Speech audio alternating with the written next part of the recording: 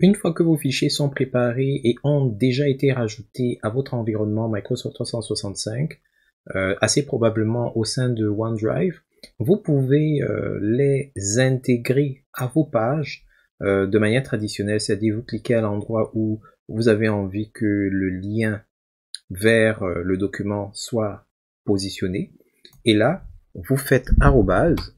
Alors, si vous avez suivi les captures ici, vous savez que arrobase nous permet d'interpeller les personnes qui ont accès à notre espace de travail, mais ça permet également d'attacher, entre guillemets, d'intégrer des liens vers les autres pages que vous avez, d'une part, mais également d'autre part vers les fichiers qui sont dans votre environnement.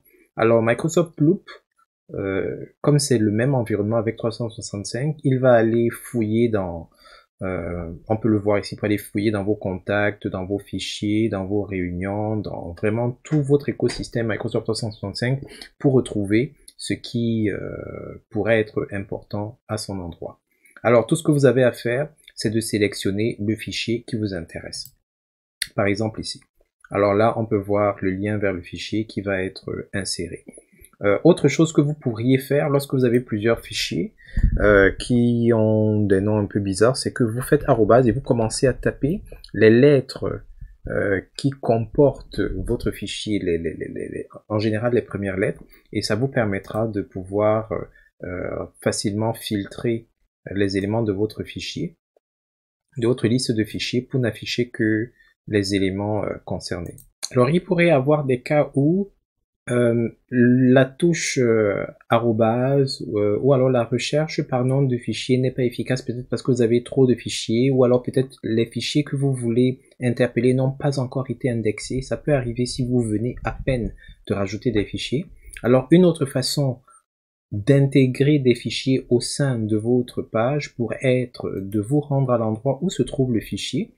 Par exemple, ici je suis dans le dossier où les fichiers ont été rajoutés.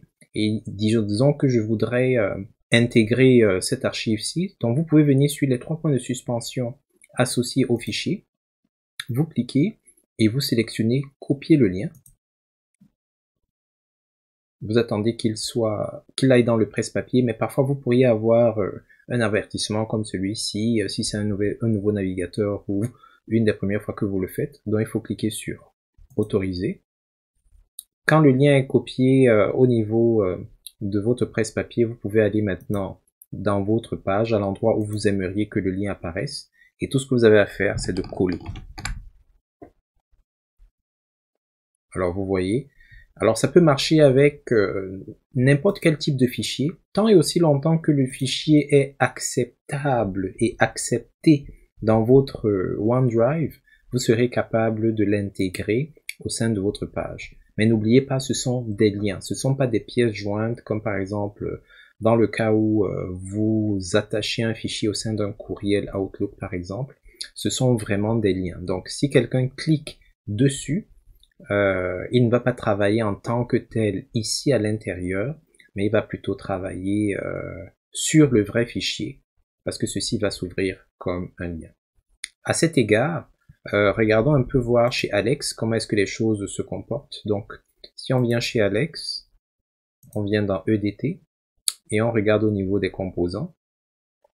Alors, dans la zone fichier, ici, on peut voir comment est-ce que Alex visualise les fichiers.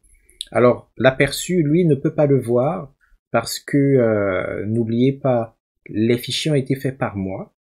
Ils sont privés de nature. Alors le lien vers le fichier est peut-être disponible, mais l'accès proprement dit au fichier n'est pas disponible pour tout le monde, bien que Alex fasse partie de mon espace de travail. Ça fait que lorsqu'il clique dessus, s'il doit afficher le fichier, s'il n'a pas les bonnes autorisations, il aura un message de ce genre-ci. Ok? Et c'est pareil ici. Le document Word, document Excel également, il peut pas voir.